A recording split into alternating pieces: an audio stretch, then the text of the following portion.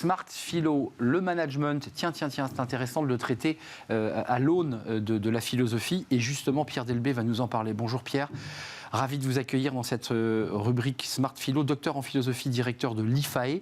Et vous avez choisi de vous intéresser au management, alors de votre fenêtre de philosophe. Alors c'est intéressant parce que, est-ce que vous considérez, vous le philosophe, que le management est une science ? Il y a beaucoup de choses à dire à ce sujet, parce qu'effectivement, la science peut contribuer à une bonne compréhension de ce qu'est le management. Par exemple, si jamais on vous pose la question, est-ce que le brainstorming est une bonne façon de créer de nouvelles idées ?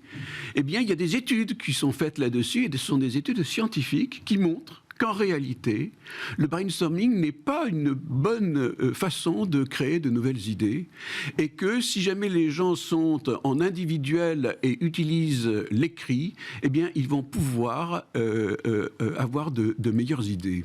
Livre d'Olivier Sibony, qui était venu nous rendre visite il y a quelques temps et qui sort un livre, relayé d'ailleurs dans les colonnes des Échos.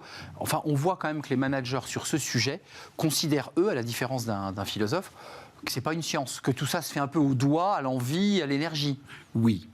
Alors ça, si vous voulez, c'est un petit peu le regard des managers, des praticiens, si vous voulez. Exactement. Et les praticiens, ils ont un regard un peu défavorable sur le côté un peu intello des sciences ou même de la philosophie. Méprisé. Il y a un regard condescendant en disant, écoutez, nous sommes des praticiens et nous savons ce qu'est le management, parce que c'est essentiellement une pratique, et cette pratique est un savoir-faire qui est largement intransmissible. Lui, Sibony, part du principe qu'il y a des théories, que ces théories, il faut les transmettre. Le sujet que vous soulevez, c'est que ça ne pénètre pas les esprits. C'est-à-dire qu'il y a des théories du management et quelques chercheurs, assez peu de recherches, et les praticiens s'en inspirent pas. C'est ça le sujet. Oui, c'est vrai que c'est le sujet. Mais moi, ce qui m'intéresse également, c'est le fait, si vous voulez, qu'il y a un savoir philosophique sur le management et pas simplement scientifique.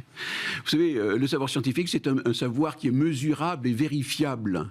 Le savoir éthique, par exemple, l'éthique, c'est-à-dire la relation interpersonnelle que l'on met pour faire en sorte que, eh bien, il y a une équipe qui fonctionne bien. Eh bien, ça, c'est pas un savoir scientifique, vous comprenez ce que je veux dire, mais c'est absolument indispensable lorsqu'on parle de faire process, lorsqu'on parle de confiance, lorsqu'on parle de courage. Eh bien, là, on n'est pas dans la science, et pourtant, on a besoin de courage, et pourtant, on a besoin de confiance, et pourtant, on a besoin de process qui soient fair, qui soient justes. Le management comme science ou pas, pour tenter de résoudre cette question, si d'aventure on peut la résoudre ? Je dirais qu'il y a une part scientifique. Et il y a une part d'humain. Mais il y a une part d'humain. Et vous savez, dans l'humain, il y a des choses qui sortent un petit peu du scientifique toujours, n'est-ce pas ? Et qui sont pourtant extrêmement importantes dans la relation qui est établie dans le management. Mais Sibony et d'autres se posent la question, et ça c'est une question que beaucoup se posent, c'est la place et la part, le poids d'un PDG dans la bonne marche ou l'échec d'une entreprise. Parce que quand ça marche bien, on dit que c'est le PDG, puis parfois quand ça marche mal, on dit que c'est toute l'équipe qui a mal travaillé. Mais c'est quoi la bonne marche ? Est-ce qu'on peut y mettre des calques scientifiques ? Est-ce qu'on peut y greffer des études scientifiques pour dire, voilà, scientifiquement, on peut dire qu'il a commis telle et telle erreurs qui ont conduit à cela ? Oui, Olivier Sibony le montre très bien dans son livre. Effectivement, on peut répondre à cette question. Et qu'entre les années 50 et les années 90, on peut montrer effectivement que je dirais, l'efficacité d'un manager a été multipliée par 2. N'est-ce pas ? Dans la bonne marche globale d'une entreprise, on est passé de 10% à 20% que l'on peut attribuer à l'efficacité d'un manager.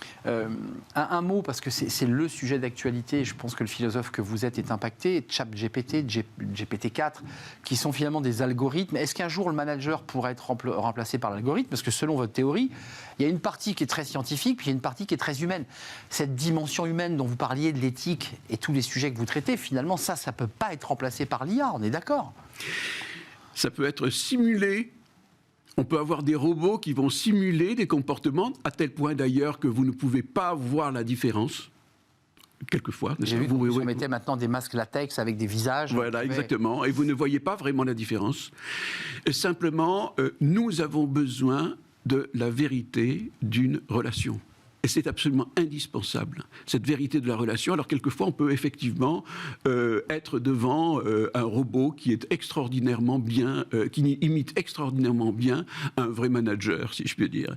Mais on a quand même, et je maintiens, on a besoin de cette présence, on a besoin de cette relation qui est fondée sur la vérité et non pas sur la simulation. Vous nous dites en creux quand même qu'il faut se pencher, vous qui êtes des managers ou des décideurs, sur le livre de Sibony, parce que c'est pas que des tips. Il explique qu'il faut continuer, accentuer la recherche sur le management.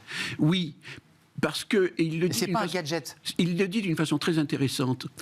Une pratique. Vous voyez, un manager qui est efficace, c'est un manager qui, en réalité, n'a pas toujours conscience de la théorie qui est implicite dans son efficacité. Eh bien, justement, c'est le rôle de la science et le rôle de la philosophie, etc., d'essayer de dégager de pratiques, de dégager un universel, exactement, et quelque chose qui est utilisable, qui est transmissible. Science molle, de la pratique à une élaboration scientifique et presque universelle du management. Oui, c'est ça. Passionnant. Merci Pierre Delbé d'être venu nous rendre visite. Les 10 leçons d'Aristote. Oui. C'est ça, hein. 10 clés pour repenser le management. Aristote, 10 clés pour repenser le management. Voilà, à chaque fois. Mais c'est important de redonner le bon titre de votre livre. Merci Pierre Delbé, directeur de l'Institut de l'IFAE. On fait une courte pause, on va se tourner vers le cercle RH. Aujourd'hui, c'est un grand entretien avec le président de la CCI Île-de-France. Il y a plein de sujets, évidemment, sur la table du président de la CCI. On va parler, évidemment, des conséquences des manifestations et des grèves. Elles ont des incidences, évidemment, sur le commerce. Puis on parlera de sujets, création d'entreprises, pénurie de main-d'œuvre évidemment, et puis des sujets d'environnement, de développement durable et de revitalisation des centres-villes avec la grande métropole de Paris. Voilà le programme, c'est juste après la pause et on accueille Dominique Restineau, le président de la CCI Île-de-France.